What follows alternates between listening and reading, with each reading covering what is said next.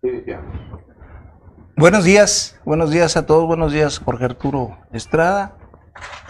Trágase su café, véngase a platicar. Buenos días a mi canal José Guadalupe Robledo Guerrero. Bueno, hoy tenemos, le decía, mira, que usted viene a romper esto del Club de Toby, este es un Club de Toby. Entonces, hoy tenemos, y nos da mucho gusto porque además de ser una funcionaria y una mujer muy destacada, pues es nuestra amiga. Entonces, es a la licenciada Miriam Cárdenas Cantú, que actualmente pues es magistrada presidenta, ¿está bien?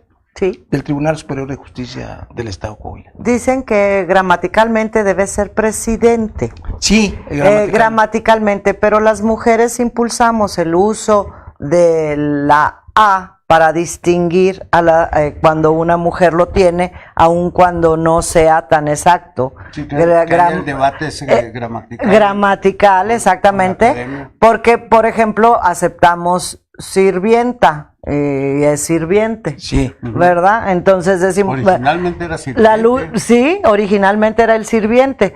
Y entonces la lucha del grupo de mujeres es decir, bueno... hay que hacernos visibles y no nos podemos hacer visibles si no se utiliza un lenguaje que nos visibilice. Sí, exacto, y que los incluye. Es de inclusión realmente. Exactamente.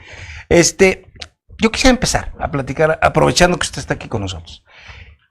El lunes que le llamé para que nos acompañara, yo le comentaba que había visto una nota en una columna ahí de política, había visto la nota de que era posible, así lo decían, es posible que la licenciada Miriam Cantú se jubile, y bueno, luego ya vi cuál era la cuestión esa, porque ya decían quién era el que posiblemente llegara, y ponían otros dos más para que fuera la terna. Y le digo a la licenciada, Jorge, le digo, pues se me hace, que es lo mismo que le digo ahorita, se me hace que alguien tiene muchas ganas que usted se vaya, y ya es hora que se vaya. La verdad estaría en posibilidad este año de jubilarme, tiene razón la nota, no en junio, pero sí en octubre, porque ya cumpliría la edad, y no crean que no, sí me pasa por la mente el aprovechar esa oportunidad, pero también creo que esta nota surge a raíz de un mismo comentario mío, que alguien me pregunta, ¿te irías? Y digo, pues ganas no me faltan, pero no dejaría sin concluir el asunto del Infonavit. Eso es real. La vez que anunciamos que usted venía, fue el martes pasado, yo creo. Decíamos eso, pues para que venga y nos platique lo de porque la verdad, lo del Infonavit, ¿cómo le calificamos ese delito? ¿Fraude? ¿O deshonestidad? ¿O cómo? Pues le va a tocar a la fiscalía decir en las conductas. Yo no me quiero adelantar porque el Poder Judicial va a calificar esto No se puede prejuzgar. No se puede prejuzgar, entonces no podría decir si la fiscalía va a intentar acciones. Acusaciones por fraude, así acusaciones por, no sé, especulado, por cualquier, por algunas conductas, porque en Nayarit se hicieron imputaciones por muchos delitos, ¿verdad? Entonces, pero eso corresponde a la fiscalía. A nosotros en el Poder Judicial lo que nos toca es acreditar la falta administrativa del funcionario judicial. Esta falta administrativa es el que se le está imputando, es actuar en contra de precepto claro y terminante. Hiciste las cosas en una desviación a la legalidad y el procedimiento como se está llevando, pues no es como se debe de llevar, porque no estás acatando lo que la ley dice. Estás violentando estás violentando el debido proceso. ¿Será por eso, por lo que usted acaba de decir, que yo leía, y lo que he leído es que al menos parece que van 18 funcionarios públicos, parece que 2 se ampararon, no sé qué, pero yo buscaba, porque bueno, pues a muchos los conozco, y también esa curiosidad o esa chismorreo de saber quiénes son. Por eso no dicen los nombres. No decimos los nombres porque la ley de información pública y protección de datos personales, de acceso a la información pública, establece que todos los procedimientos judiciales y aquellos administrativos que se sigan en forma de juicio tienen el carácter reservado.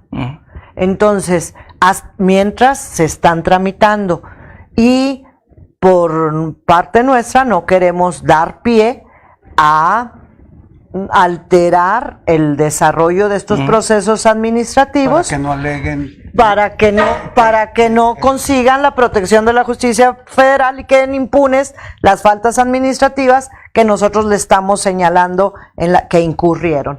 Nosotros el iniciar un proceso administrativo es decirle, te estoy acusando de que hiciste esto mal, ¿verdad? El Consejo de la Judicatura. Entonces es una imputación de faltas administrativas, no de delitos. Y ahí la sanción sería separación del cargo y algo así, en caso de que el Consejo de la Judicatura lo determinara. Lo otro serían juicios penales o de corrupción pero eso se lleva afuera, ¿no? Eso se lleva por otras instancias. Dimos vista tanto a la Fiscalía General del Estado como a la Fiscalía Anticorrupción, porque pueden haber conductas que puedan encuadrar en los delitos que ya están tipificados y que algunos pueden corresponder a la Fiscalía Anticorrupción, pero otros a la Fiscalía General del Estado, ¿verdad? Y fue muy grande ese hecho. Para no calificarlo de nada. Porque lo han calificado como un mega fraude, no sé por qué. O ese caso. Ese caso. Fue en varios estados, no nada más en Coahuila. Sí, fue en varios estados. El que me acuerdo fue Nayarit, uno de ellos. Exactamente. Incluso en la última reunión de CONATRIP se abordó el tema, donde nos reunimos todos los presidentes de todos los tribunales, y algunos otros estados refieren también algunos hallazgos, no en la magnitud en la que los hallazgos fueron encontrados aquí en Coahuila. Pero creo que el tema sí es un problema nacional, porque en Coahuila se tramitaron juicios de otras entidades federativas. Entonces, eso es una realidad, y estamos hablando de que se revisó el 2015, el 16, 17 y 18 en las visitas especiales que se hicieron, unas visitas extraordinarias que se hicieron a los juzgados civiles para ver en qué juzgados estaban haciendo, y se revisaron todos los juzgados del estado. Y todos los expedientes que pudieran estar relacionados con el tema. Con el tema en donde fueran, el actor fuera Infonavit. Y se juntó, digamos, un gran volumen de, pues, podríamos llamar evidencias que mandar a las autoridades. Sí. ¿De cuántos estamos hablando, por ejemplo? 662 expedientes con más de 100,000 demandados, es decir, más de 100,000 créditos. ¿Y en hojas? En hojas bueno, solo en lo que hemos mandado para otras autoridades llevamos más de 4 millones de copias certificadas, porque ¿verdad? Eso da el tamaño de la magnitud del caso, ¿no? Nada más el ver el tamaño del volumen que ocupan físicamente, ¿no? 100,000 aquí. Y usted no tiene idea cuántos fueron, nomás para poder dimensionar. Mire, le voy a decir por qué. El año pasado invitamos a un amigo nuestro, Gerardo Pérez Pérez, abogado él, y él fue el que sacó el tema, y le preguntamos, somos muy preguntones, bueno, ¿y esto cómo se supo? Todo eso? Y decía que usted había tenido el valor de sacarlo a lo público, ¿no? Esto empezó, parece que en el 16, ¿no? Empezó antes. Tenemos referencia tenemos constancias desde el 15, es decir, desde el 15, y lo hicimos desde el 15 porque era el tiempo que la prescripción nos daba para investigar. Pero hay noticias que todavía no están corroboradas, que empezó desde el 2011. Entonces, esto nosotros ya lo haremos con posterioridad, la investigación correspondiente, para determinar el caso, no para imputar faltas, porque para nosotros estaría prescrito que no se imputara faltas en esa fecha, ¿no? El tiempo fue demasiado el que corrió y nosotros, pero sin embargo sí tenemos que tener un conocimiento exacto del número de expedientes, y esto nos lleva a que en el Consejo se proponga y se asuma la necesidad de fortalecer temporalmente ciertas áreas para estas investigaciones, porque tienes que distraer a personas para que hagan la revisión exacta de cada uno de los expedientes que ahí se llevaron, porque por ejemplo, nosotros tomamos estas copias que mencionábamos, solo son de aquellos expedientes que tomamos como muestra. La visita extraordinaria relató el número de expediente de todos los expedientes, por eso sabemos que del 15 para acá son 662 expedientes, relata, observa cada expediente, detalla sobre cada uno de estos expedientes, y sin embargo, pues ante la imposibilidad de obtener la copia de todos los 662 expedientes, se sacó un muestreo, ¿verdad? Del 15 unos expedientes, del 16, del 17 y del 18. Se certificaron. Entonces se siguió, no fue en un año. No. Todo el año pasado. Todo. Sí, es un proceso que se vino dando desde el 11, ¿no? Sí, y a nivel nacional, en los medios se ha hablado de 300,000 créditos en total. Es decir, que solo en Coahuila tenemos el 30% de los que hasta ahorita hemos identificado. Por otro tema, tuvimos una visita la semana pasada de la UNTA, también con un tema para la escrituración de casas. Tuve contacto con el director jurídico del Infonavit y bueno, vamos a recibirlos en estos días, precisamente, pero él refería que también están investigando cuántos créditos se está tratando, pero en realidad el motivo de la llamada era para un tema de escrituración de casas que el Infonavit tiene pendiente. Porque es un tema de relevancia nacional, incluso ya hasta rebotó en el discurso presidencial, ¿no? El presidente incluso dijo que Coahuila era el más avanzado digamos, en que la justicia estuviera atendiendo el caso. 300,000 casos. Si le multiplicamos, ustedes los abogados, para hacer eso, ¿por cuánto multiplican? ¿Para saber el monto del negocio? No, para saber el número de gente que se ven afectados, porque han de ser familias, ¿no? Es una casa. Sí, es una casa. Entonces estamos hablando 100,000 familias. En Coahuila. Tramitados en Coahuila de toda la República. Sí. Entonces estamos hablando de 100,000 familias del 15 para acá. De ser cierta esta información respecto a que se tramitaban con anterioridad desde el 2011, de ser cierta esta información, pues estamos hablando de un número mayor de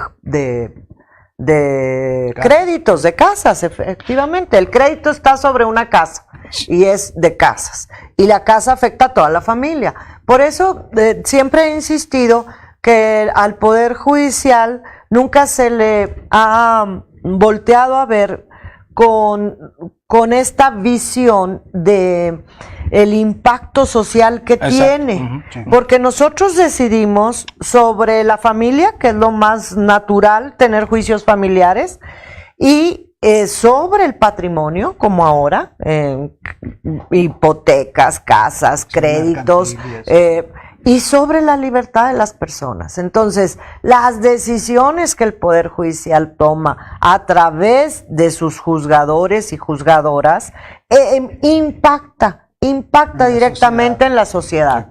Y eso como que no teníamos esta visión, durante mucho tiempo no se voltearon a ver los poderes judiciales. Exacto, sobre todo los poderes judiciales. Y siempre con esta, precisamente por la independencia que debemos de tener para que nuestras resoluciones no vayan influidas por ningún tipo de presión, ni social, ni política, ni mediática, ni nada, es que siempre nos mantuvimos como que muy alejados de la ciudadanía, pero esto pues, tiene un costo y nos pasan la factura porque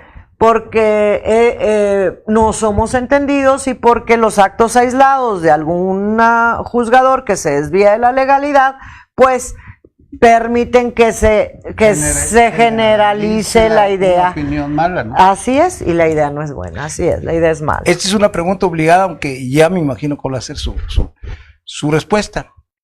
Sí hay en Coahuila, nuestro estado, sí hay un respeto de los demás poderes hacia el Poder Judicial. Sí, yo sí lo puedo asegurar.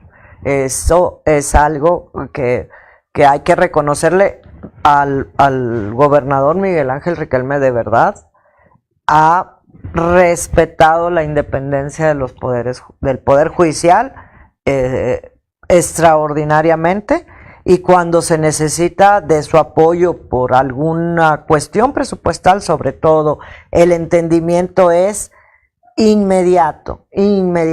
Hay un absoluto respeto de parte del Ejecutivo hacia el Poder Judicial. Porque fíjese por ahorita lo que dice usted, de los tres poderes a los que más, incluso, lo digo como periodista, a los que más nos dedicábamos a criticar, era al Poder Ejecutivo y al Poder Legislativo. Sí.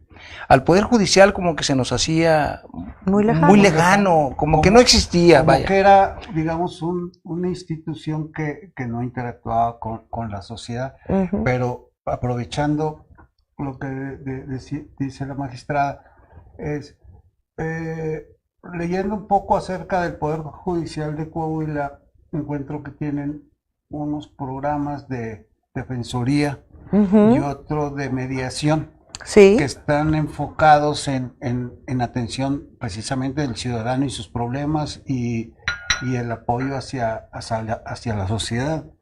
¿Cómo son esos programas? Tenemos la Defensoría, el Instituto de Defensoría Jurídica gratuita, lo tenemos en el Poder Judicial y estamos impulsando programas para llevar nuestros servicios más allá de nuestras oficinas. Precisamente el 9 de abril están ustedes invitados. El 9 de abril a las 3 de la tarde va a ser la inauguración de la Defensoría Móvil. Vamos a tener un vehículo que va a salir el equipo de Defensoría a las colonias a brindar ahí la asesoría jurídica en el lugar en donde las personas están teniendo sus conflictos, y también va a ir un equipo precisamente de mediación. Dentro del Poder Judicial también están los centros es para resolver las controversias, centros de medios alternos de solución de controversias. Ese es el nombre y se conoce como CEMASC. Entonces, ellos tratan a través de la mediación, de la cultura de la no violencia, el resolver los conflictos entre las personas. Conciliar, sin llegar a juicio. Exacto. Sin llegar a juicio. Y entonces estamos impulsando que el propio personal judicial, quien trabaja en los juzgados, que es abogado, se certifique como facilitador, como mediador, para que también al interior del juzgado podamos hacer mediaciones intrajudiciales. Ya estás en el problema, déjame te ayudo, y a lo mejor podamos resolverlo arreglándonos, ustedes proponiendo las soluciones. En una negociación es ganar y ceder, porque luego queremos en una exactamente, yo toma todo, ¿verdad? No es pirinola. Entonces, en este programa también de impulso a la mediación intraprocesal es precisamente para llegar a la ciudadanía con otras formas de resolver sus conflictos. Porque ¿por qué llegan con nosotros? Porque por sí mismas no supieron cómo ponerse de acuerdo sobre un problema que tenían y lo someten a la jurisdicción de un juez. Y entonces el juez decide o la jueza decide si quién tiene la razón. Qué padre que pudieran conseguirse, no perder y yo gané, sino que pudieran llegar a acuerdos. Y esto habla mucho de un avance también en la sociedad, de llevar lo que decimos ser más civilizados, empezar a negociar nosotros mismos y no quedarnos con los enconos. La materia familiar es la más complicada de todas las materias. ¿Y por qué? Porque traemos todo el sentimiento, todo el enojo, toda la frustración que significó el rompimiento de una relación y lo transmitimos a la familia. Y qué triste que porque yo te quiero hacer la vida de cuadritos a ti, no te dejo ver a los niños, o a los niños les estoy diciendo cosas, les estoy metiendo ideas, y todo es porque no hemos avanzado hacia llevar las cosas con tranquilidad. Usted estuvo, antes de ser presidenta del tribunal, usted estuvo en la sala, parece que familiar, ¿verdad? Sí. Y civil, ¿era lo mismo? Es la misma. Sí, la misma. Civil y familiar, y conocemos de los asuntos mercantiles. Sí. En esta sala es bien interesante, la verdad. Sí. Es lo que más extraño, pertenecer a la sala, porque ahí, además de la relación que llevamos entre los magistrados, que es muy buena, es apasionante estudiar el derecho y resolver los juicios que son muy complicados. De su experiencia, si usted está informada, aunque ya no esté en la sala familiar, de su experiencia, ¿cuál es el asunto, el tema que más, se delata, en materia familiar, sí, por familiar. supuesto, los divorcios y los alimentos, las convivencias, las convivencias. Ese es el tema. El divorcio ahora es incausado. Antes había mucho desgaste en la comprobación de las causales y si no te querían dar el divorcio, ahí queda. Ahora el que lo pide se lo van a dar. Entonces esto avanzó, me parece que para bien. Ya nadie puede decir que esté obligado a estar atado a alguien. Me parece que para bien. Pero el caso que sigue son los alimentos y la convivencia. Y los alimentos y la convivencia es en donde no se ponen de acuerdo. Ya sabemos que todos estamos obligados a contribuir al sostenimiento de los hijos que procreamos, incluso de nuestros padres, porque este es un tema muy interesante. Y muy novedoso, y que no conocemos tanto y nos estamos haciendo omisos, ¿verdad? Así es, porque la ley establece que el que dio alimentos cuando los necesite, tiene el derecho de recibirlos, son recíprocos. O sea, los hijos tienen que ver a sus papás cuando sean adultos. ¿A poco eso ya está? Siempre ha estado. Entonces, ¿por qué no? Muchos, yo veo cada rato en los periódicos, el último hace un mes, yo creo, de que estaban abandonado ya no sé cómo les digan ahora, si sexagenario, adulto mayor, o viejitos, como les decíamos nosotros, pero que estaba abandonado porque ninguno de sus 3 hijos pues lo atendía. Ni lo atendía ni les daba para... Y el problema ahí es que quien está en esa condición de vulnerabilidad, la madre o el padre, no quiere demandar a los hijos, pero tiene todo el derecho para demandar a los hijos una pensión. La pensión va a ser proporcional, es decir, al ingreso del hijo, ¿verdad? Y seguramente si hay no varios le puedes hijos, pedir peras al olmo. Sí, seguramente si hay varios hijos, pues repartida, ¿no? Así es, si hay varios hijos y todos están en posibilidad de darlos, se reparte en forma proporcional al número de hijos.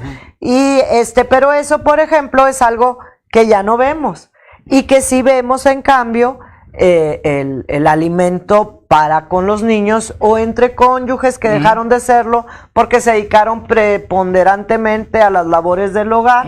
Entonces, ese es el problema. En materia civil, yo creo que las reivindicatorias y usucapiones, es decir, problemas por terrenos, es lo que más común existe. Y en mercantil, el 80%, y eso lo tenemos determinado en el 2018, el 80% de todos los juicios que hubo en el Poder Judicial fueron por pagarés.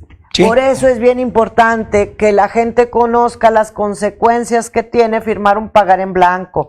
Y luego también dice, no lo firmé en blanco, sí decía 1,000 pesos y yo lo firmé. Sí, pero le pusieron un 4 antes y en donde debe de ir con letra, no decía 1,000 pesos. Entonces no estamos educados para saber las consecuencias de plasmar nuestra firma en un pagaré, que puede ser alterado, ni tampoco La letrita chiquita menos. La letrita no la leemos. Contratos y en muchísimas cosas. Por ejemplo, estaba lo del gas de moda en los medios. O sea, la compañía de gas estimaba tu consumo porque en las letras chiquitas del contrato dice que sí lo puede hacer, pero nunca leemos el contrato y tenemos firmado el mismo, ¿no? Sí. Y ahora te quejas de que dices, yo no consumí ese gas. Sí, pero al firmar le concediste la posibilidad, pero hay ahí, por ejemplo, si acuden a la defensoría, se les puede decir que ya hay tesis de los contratos de adhesión. Esos contratos son de adhesión. Sí. Tú te adhieres. No le puedes cambiar nada porque están hasta en formatos. Sí. Bueno, ya hay pronunciamientos y criterios que hay cláusulas que pueden invalidarse en esos contratos por ser por no ser proporcionadas. Así es. Entonces, sí hay posibilidad. Lo que pasa es que hay una realidad. Los juicios se alargan en el tiempo. Bueno, eso es otra cosa que le quería preguntar. O sea, a nivel nacional y a nivel Coahuila, ¿tenemos el número suficiente de jueces y de salas para atender el número de casos? Porque siempre decimos, estamos creciendo mucho, ya somos 1 millón, ya somos 5 millones y que está la vida muy activa, pero a lo mejor el Poder Judicial no está recibiendo el mismo presupuesto que permita soportar todos los problemas que la sociedad tiene y más en una que está creciendo tanto. Creo que es una pregunta que me lleva a un tema en el que yo he insistido mucho. El número de jueces por cada 100,000 habitantes a nivel internacional es 17. 17 jueces por cada 100,000 habitantes. En México el promedio nacional es de 4. En Coahuila en 2016, en enero del 2016 era de 2. 2 jueces por cada 100,000 habitantes. Ahorita lo llevamos en 2.7, es decir, sí hemos avanzado, pero hemos avanzado, ¿cómo no llegamos siquiera a un punto? Y sin embargo, tenemos 19 jueces más. Empezamos en enero del 16 con 63 y ahorita tenemos 82 jueces. El crecimiento ha sido muy grande, pero no puede ser de inmediato. Uno, por las instalaciones, ¿en dónde acomodan los jueces? Exacto. Para ¿En empezar. dónde les vas a poner? Es muy caro brindarles instalaciones porque además las salas de audiencia, aunque por ahí leí que puedes con el uso de la tecnología con mucha facilidad tener transmisiones no muy costosas, la grabación para que quede digamos, guardada la celebración de una audiencia, los equipos son muy caros. Una sola sala de audiencia cuesta equiparla alrededor de 1 millón de pesos. Y nos excedemos ya con las adecuaciones, ¿verdad? Que si le pones los estrados, que si el mobiliario, etcétera. Entonces, es bien complicado dotar el número de jueces. Croacia es uno de los países que tiene mayor reconocimiento internacional de su sistema de justicia y tiene 42 jueces por cada 100,000 habitantes. Por supuesto que es una respuesta inmediata. El juicio dura el semanas, tiempo que debe de durar. Porque la ley marca tiempos, ¿verdad? Plazos, claro. Sí, y te dice, y celebra la audiencia en 8 días en una ocasión, en 10 días en otra, en 15 días en otra. Depende del ordenamiento jurídico. Sí, 9 días para la contestación. Depende del ordenamiento jurídico, te van a señalar las fechas. Si sumas el tiempo que estas audiencias, que el proceso significa, incluyes la notificación, incluyes que cause estado, incluyes todo, debe de estar un juicio terminándose en 6 meses, y eso es algo que extraordinariamente puede pasar. Normalmente tardan 1 año o más. Hay casos, y se han publicado, en donde tienen 11 años o 10 años o 5 años, pero depende mucho de la actuación de las partes y nada ayuda las cargas. Simplemente ayer me estaban informando que en los juzgados letrados aquí en Saltillo, cuya cuantía es pequeña, por eso se llaman juzgados letrados, las audiencias ya las están dando para mediados del 2020. Entonces, sí tenemos que hacer algo. Eso lleva a otra pregunta, rezagos. Hay mucho. Son 174,000, alrededor de 174,000 juicios en primera instancia que se ventilaron del 2018. Y de esos 174,000, el 40% se inició en el 2018, es decir, que el 60% más o menos viene de los juicios que ya se habían tramitado.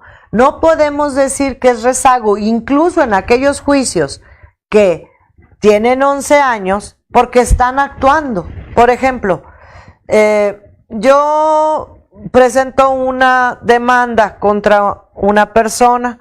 Esta persona dice que hay que llamar a otros más a ese juicio. Bueno, hay que buscar a esas personas, ya que las encontré, solicitar información que al INE, que al IMSS, que al ISSSTE, que a Telmex, para que te diga si conoce cuál es su último domicilio. Y luego de hacer esa búsqueda, ir a hacer la notificación en el último domicilio, luego que te digan que ese domicilio él no habita, otra vez, entonces ordenar los edictos. Y entonces es una serie de acciones que se están dando, que no se dejaron de hacer, que llevan sus tiempos, pero que te hace que se retrase. Y luego ya se terminó la notificación. Ahora hay que contestar. Ya contestaron y oponen excepciones.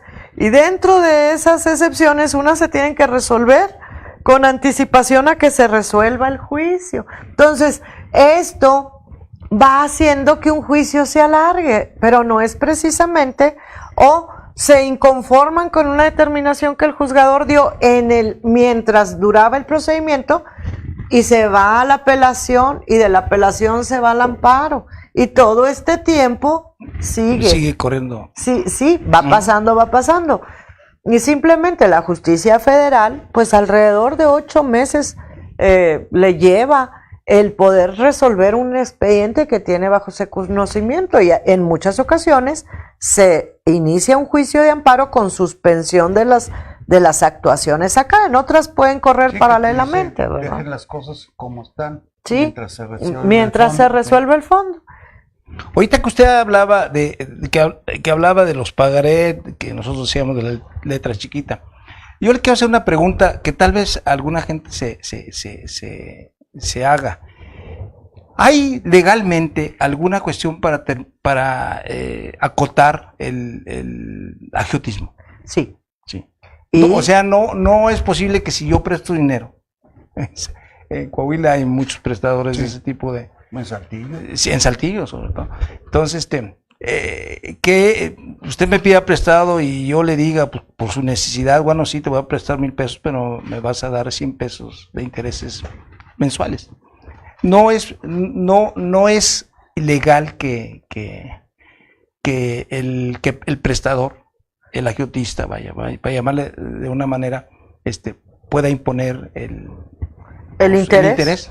Sí, y se está haciendo en Coahuila, y yo creo que es algo bien importante porque se empezó a hacer desde el 2015. Los jueces, luego de que se organizaron juezas y jueces y crearon una asociación de jueces de Coahuila, empezaron a tener reuniones como para ver los últimos criterios que la Corte ha establecido, que los tribunales internacionales, y están sacando, ya es totalmente generalizado en todo el estado, sentencias en donde ellos regulan los intereses independientemente de los que estén consignados en el pagaré, porque para evitar la usura. No pueden haber intereses usureros en donde se aprovechen de la condición de desventaja, de la necesidad que tuvo una persona para solicitar este dinero que le prestaron a cambio de la firma de un pagaré, y que se le impongan intereses que exceden, pero por mucho, los intereses bancarios y los intereses legales, pero por mucho. Entonces, y se han confirmado estas resoluciones en amparo, es decir, han quedado firmes. El amparo no se concedió en contra de las determinaciones que dictaron los jueces, han quedado firmes, y se ha generalizado el que los jueces modulen los intereses que están consignados en el pagaré para evitar la usura. Todavía tenemos camino por andar, pero ya estamos trabajando en ello, y eso es lo que quizá el Poder Judicial se ha perdido de contar. Claro. ¿Verdad? Hablando de eso, por ejemplo, el Poder Judicial, al reunirse los de los estados, pugnan por buscar presupuestos que permitan el tener más salas, más equipamiento, más capacitación, más reuniones para afinar criterios y todo eso, porque pues, vemos que están rezagados en presupuestos, ¿no? Sí, y si bien nos han ido incrementando el presupuesto año tras año por la insistencia nuestra de las necesidades, pues no resulta suficiente. Y tuvimos ahora un muy buen incremento del año pasado para por eso refería yo La federación no apoya, todo es 100% estatal. Todo es 100% estatal. Y ahora que viene la justicia laboral para acá, estábamos diciendo eso. A ver, Te van a pasar todos los nos casos van a pasar los casos enormes, ¿no? Son muchísimos. Sí es cierto que el Estado paga las juntas actuales, es real, pero Estamos hablando de las juntas de conciliación. sí, las juntas de conciliación y arbitraje las paga el Estado, pero estas se van a tener que mantener mientras se terminan todos los juicios, claro, por lo menos 4 años. Vas a duplicar el gasto, y el sueldo que tiene un juez no es el mismo el que tiene un secretario de la junta. Y un presidente en una junta de conciliación y arbitraje celebra las audiencias a través de sus secretarios. Son los secretarios. Entonces, si hay un presidente, no solamente aquí se va a necesitar un juez, porque actualmente los 5 o los 6 secretarios que están celebrando audiencias serían la función de juez, pero con sueldo de juez. Entonces, estamos hablando de qué número de juzgador necesitamos y con qué indicador nos vamos a ir para generar estos juzgados. Y como lo acabo de decir el fin de semana pasada en la reunión de CONATRIP, que es la comisión que nos aglutina a todos los poderes judiciales locales, les decía al subsecretario de Trabajo, no le pidas al Estado que de su presupuesto nos dote del necesario, porque con su presupuesto está completando los compromisos que el Estado tiene. Sí, o sea, a cómo va en este momento. Exactamente, si no, ¿a quién le va a quitar? ¿A salud, a educación? ¿A quién le va a quitar para poderlo dar para los juzgados? Lo que ya está pasando en el gobierno federal. Sí, le han quitado cosas a cosas tan importantes como son las estancias. Hoy, yo le iba a preguntar algo un tanto fuera de lo legal. Yo decía, cuando les decía a nuestros amigos que se asoman ahí, que usted era una mujer exitosa. Usted, Gracias. como mujer, Miriam, ha tenido problemas de mando en esta sociedad que ahora ya vuelve a renacer el feminismo, ya están volviendo a decir que es patriarcal y todo eso, todas esas cosas que tienen razón, pero usted, así en su trayectoria. en su trayectoria como funcionaria pública. De mando, difícilmente. Por ser mujer, sí. Sí, por eso. La situación en la que nos colocamos las mujeres que trabajamos es bien complicada porque nos exigen más. Siento que nos voltean a ver con, por ejemplo, simplemente usted lo mencionó hace un rato, nadie volteaba a ver al Poder Judicial y lo que pasaba no importaba. Sí.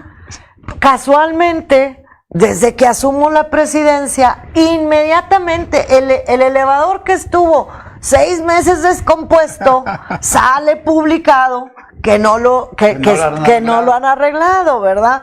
Entonces, y podemos checar en qué fechas fue, y no tenía yo ni 5 días de haber asumido la presidencia, pero hay más exigencia. Es muy fácil que te descalifiquen por el hecho de ser mujer. Uh-huh. Por ejemplo, les voy a platicar una experiencia que yo tuve. Les decía, aquí en este lugar de trabajo, que no es en el actual, por eso quiero mucho a mis compañeros que son muy respetuosos, les decía, o tienes que ser muy divertida uh-huh. para que te integren, tienes que ser muy sumisa, decir sí señor, no señor, las que usted lo quiera, que usted me diga, ¿verdad? Pero si tú llegas y cuestionas y dices, esto es improcedente por esto y esto y esto, si llegas y dices, yo no voy con esto porque no comparto esta idea, porque entonces eres necia o histérica o las hormonas ya te afectan, y las hormonas sí nos afectan, eso también tiene que ver, pero sí nos afectan las hormonas, y ojalá y sufrieran lo que las hormonas nos provocan a algunos de ustedes para que pudiera haber un mayor entendimiento, ¿verdad? Pero no tiene a ver, un hombre que es muy malhumorado, sí, de carácter muy fuerte, es una virtud. sí, pero cuando una mujer es malhumorada y de carácter fuerte, es histérica. Sí, es intratable. Es intratable, está loca, ¿verdad? Así es. Entonces a mí me decían, ¿ahora qué traes? Trabajo. ¿Qué necedad viene? ¿Con qué necedad vienes ahora? Es del trabajo. O sea, sí he vivido esta parte que no se la dirían a un hombre. Le dicen, ¿qué necedad traes ahora? No. ¿Verdad que no? No, los ¿Verdad hombres que no no? somos es que los hombres no somos necios. ¿Ah? Sí, Entonces, pero sí es cierto. Es cierto, Sí, es sí, real. sí. Claro. Mis compañeros Les exigen el doble a las mujeres. sí, y estamos en la lupa y todo. Eso, la lupa. Sí. Y por ejemplo, la vida personal consideran que es del dominio público. Exacto. Cuando, ¿por qué la vida personal de un hombre no es del dominio público? Nos critican si nos colgamos cositas, ¿verdad? Si nos tenemos, eso es parte de un derecho cómo de se vista, personalidad. o todo eso. Sí, que si la bolsa que traes y nos sacan la marca y te sacan esto. Y ¿saben cuánto cuesta el traje de un hombre? O sea, realmente sí hay una diferencia, pero creo que es cultural. Sí. Y tenemos que trabajar, y creo que va a irse siendo cada vez menor, porque las generaciones actuales no están padeciendo lo que nosotros padecimos. Claro, eso es muy importante. ¿Verdad? Eso Entonces creo que se va a ir diluyendo estas diferencias, pero no hay que dejar que se olviden, y hay que marcar en dónde se encuentran. ¿Cuáles son los rubros en donde esto existe? Porque porque como lo ves tan natural, como tú, joven, mujer, ya no sufres de no inclusión, de esta exclusión, Sí. ¿verdad? Ya no la sufres, entonces oyes a una persona que trae un discurso hablando de los derechos de mujeres y dice, es anticuado, pasado de moda, ¿qué te pasa? Eso no es ahora hasta cierto. les dicen feminazis. ¿Sí? ¿Cómo? Feminazis. O sea, Feminazis. a las que defienden el género y sus derechos y su igualdad, ¿verdad?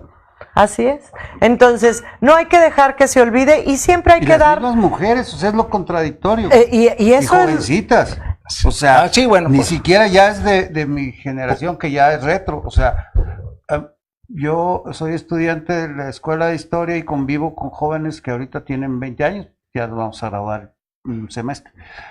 Y entonces puedo ver cómo ellos se relacionan y cómo piensan y cómo opinan y cómo se vive dentro de una universidad esa igualdad o desigualdad, ¿no? Así es. Y por eso creo yo que lo que debemos dedicarnos las mujeres es a dar datos objetivos.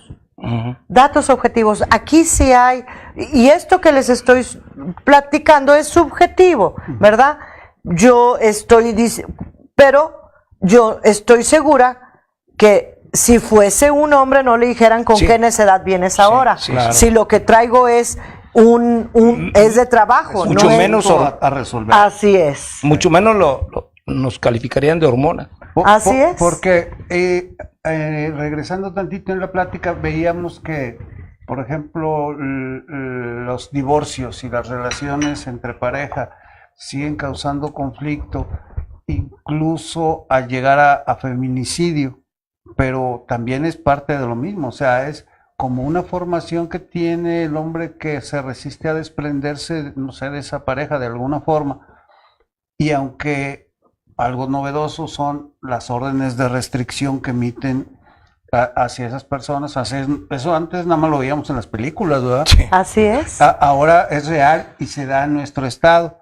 Y hace días leía que una persona asesinó a una mujer con la que tuvo una relación allá en Monclova, a pesar de tener Orden de restricción. orden de restricción. O sea, la ley actuó, pero de todas maneras la mentalidad o la sociedad sigue en el afán de llegar hasta el feminicidio. Ya no es nada más la violencia.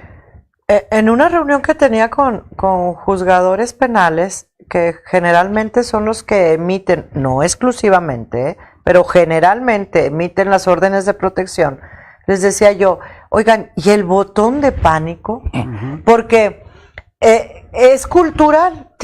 Nosotros estamos cubriendo la parte jurídica y damos la orden, te prohíbo que vas, pero aprovechan, toman el tiempo de cuánto se puede tardar la respuesta de la autoridad policial para llegar a impedir el acercamiento, y como el acercamiento en un instante puede causar el daño, entonces están en peligro. Por eso hay muchas voces que se levantan contra la determinación presidencial de quitar el subsidio a los refugios, porque el refugio era una manera de que una mujer pudiera estar resguardada con sus hijos en incluidos. el momento de crisis, ¿verdad? Así Cuando es. estaba lo más álgido del problema. Pero sí, volvemos a que es un tema cultural. Es un tema cultural.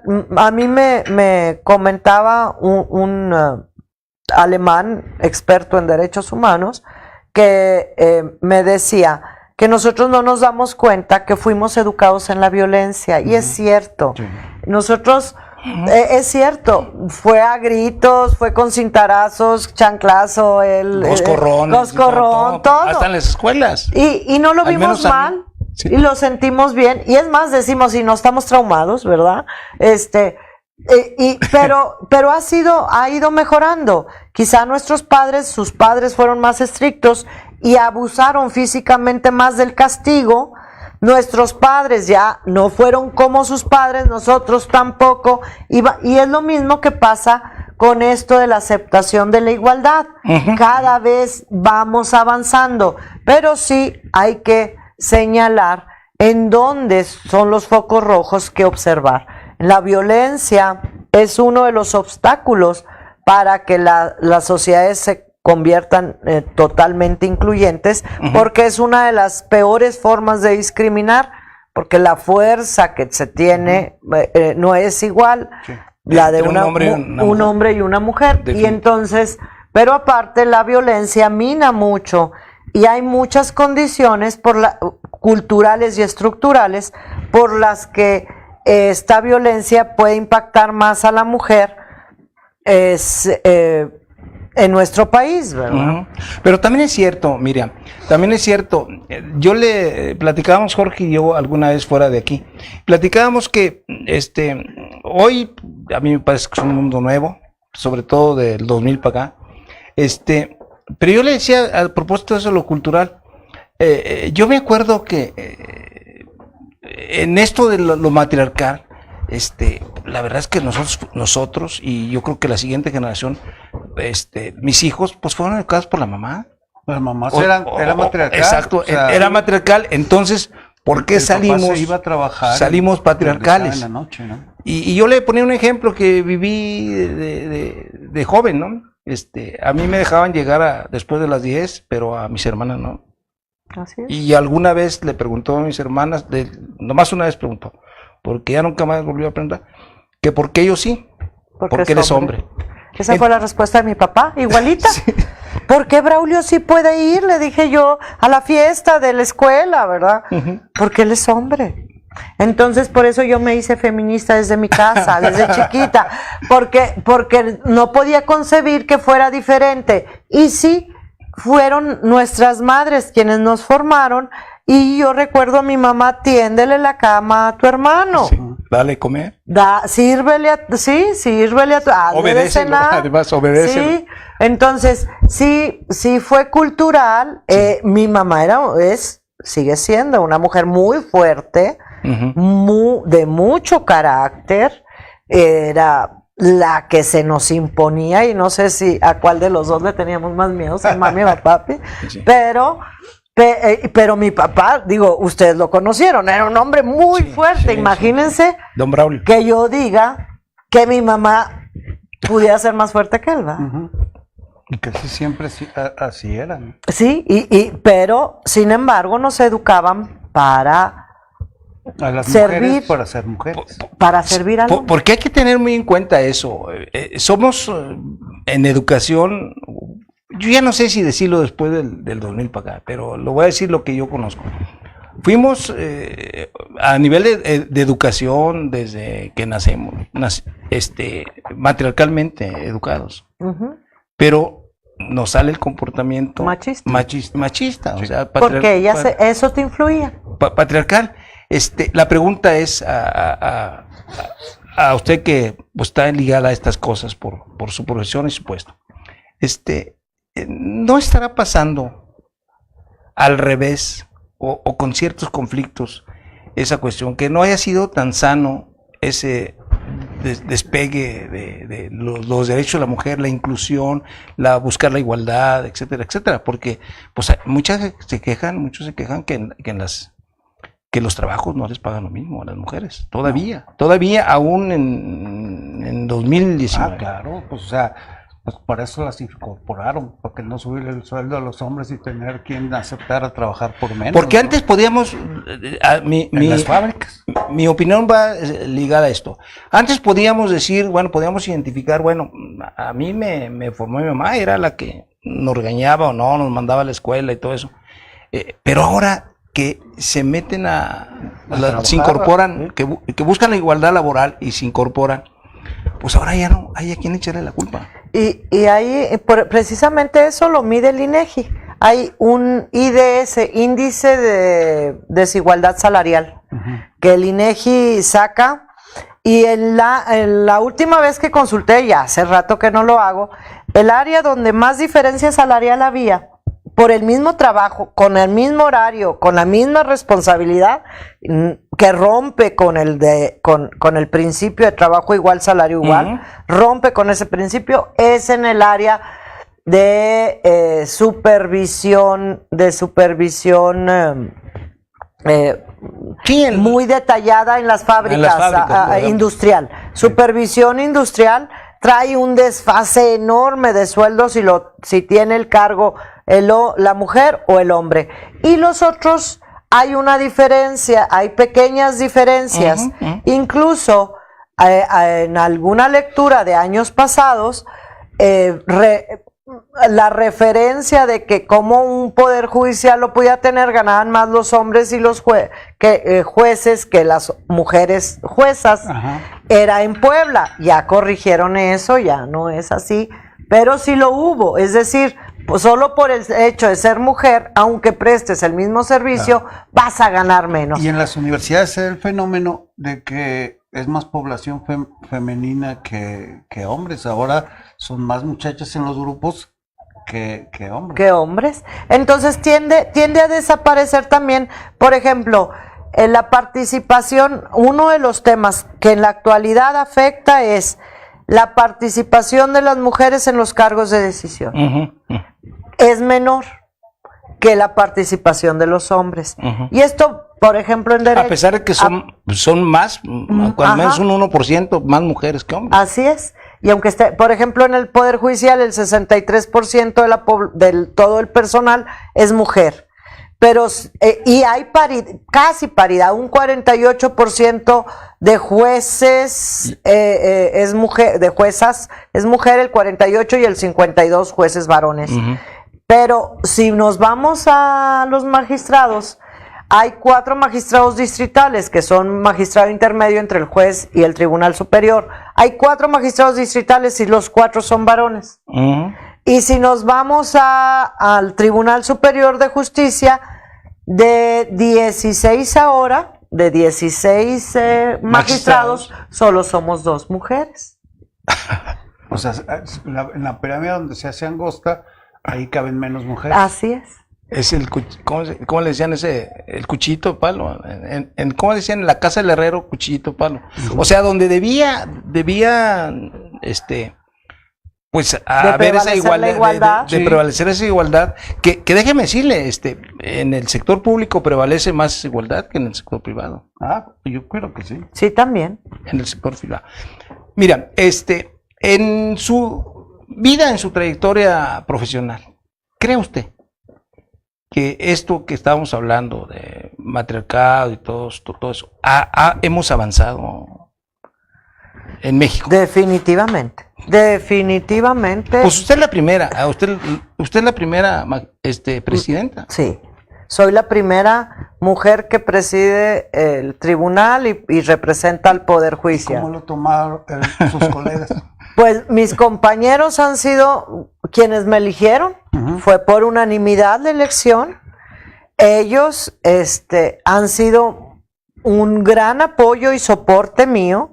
Ellos trabajan a mi lado, no, yo los represento, pero las decisiones son colectivas y trabajan junto conmigo para lograr que el Poder Judicial sea más fuerte y tenga un mejor desempeño y sobre todo preste un mejor servicio a la comunidad, que eso es nuestro último objetivo.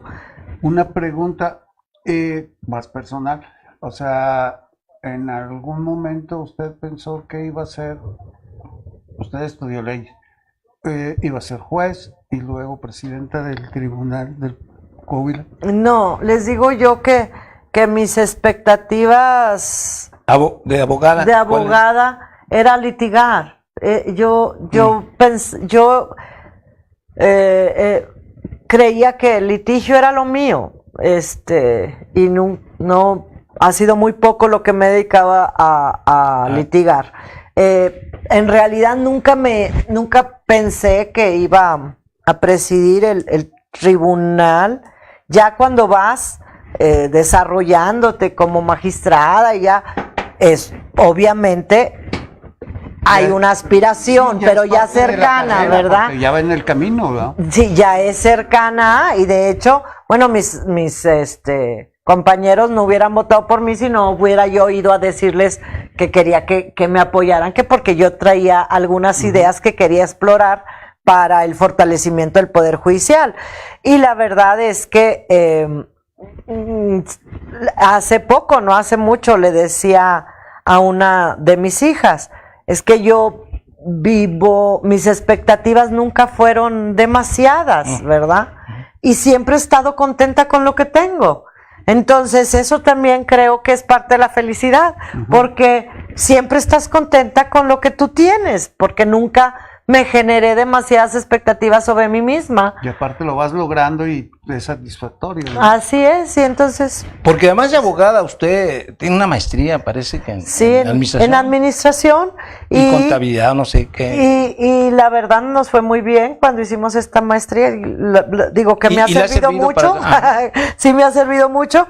Y aparte yo siempre, para completar los ingresos como servidor público, no siempre tienes los mejores ingresos. Entonces yo también trabajé junto con el trabajo como servidor público en los negocios de mi familia, que son restaurantes. Entonces yo los trabajé, también recibía un ingreso por eso, hasta que el tiempo ya no me dio. Pero eso también me ayudó mucho a las cuestiones de administración, ¿verdad? Porque pues es... una institución la tienes que administrar como administras un negocio y como administras una casa. No puedes gastar más de lo que tienes, ¿verdad? Entonces, eso es lo que debes de cuidar y tienes que marcar prioridades. Oye, ya no es posible no impermeabilizar el edificio, que hay una cascada en lugar de gotera, sobre ese lo impermeabilizamos, el año que entra impermeabilizamos el otro, ¿verdad? Entonces, hicimos programas para hacerlo de forma paulatina y gradual, de tal manera que con el presupuesto pudiéramos completar. Nos dimos cuenta que el 60% del equipo de cómputo que había en el Poder Judicial era obsoleto. Entonces, hicimos una programación para ir renovándolo de forma gradual, porque pues ojalá y tuviéramos el recurso para hacerlo así. Una de las características de los poderes judiciales locales es su falta de recurso. Ahorita ya participamos del 2% del presupuesto estatal, solo el 2%, pero de este presupuesto, en el 19, pero del presupuesto que nosotros tenemos para funcionar, el 84% se va en nómina. Y eso que están faltando jueces. Entonces, lo que tienes para darles las hojas, la computadora, la copiadora, es bien poquito. Y el servicio al público, además. Sí. Porque también ahí llega la gente a resolver sus casos, ¿no? De los 18 funcionarios, nomás para cerrar el círculo, de los 18 funcionarios que ¿Del no sabemos, Infonavit? del Infonavit, del caso del Infonavit, que no sabemos los nombres, sí podremos saber qué porcentaje son mujeres y qué porcentaje son hombres. De los secretarios no me va a fallar, pero de los 6 jueces, de esos 18 funcionarios, 6 son jueces, los 6 son varones. El de los secretarios sí hay mujeres involucradas, pero me va a fallar el número exacto. Pero seguramente, si está así, seguramente no la mayoría, ¿no? No la mayoría. Usted como mujer considera que, porque eso fue un tema cuando se prepararon a la mujer para que trabajara junto con el esposo.